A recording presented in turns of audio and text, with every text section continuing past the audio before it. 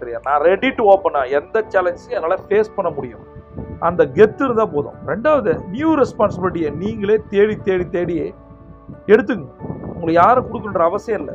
இந்த சேலஞ்சஸும் இந்த ரெஸ்பான்சிபிலிட்டிஸ் தான் உங்களை அடுத்த அளவுக்கு எக்ஸல் பண்ண வைக்கும். புரியுதா?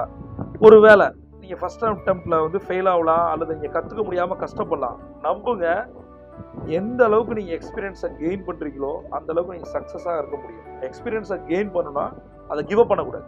அதனால் ஒரு விஷயம் உங்களுக்கு தெரியல அப்படின்னா ஃபீல் பண்ணாதீங்க. தெரிஞ்சவங்க யார் இருக்காங்கன்னு போயிட்டு ஒரு மென்டாரிங் எடுத்துங்க, அது தப்பே இல்லை.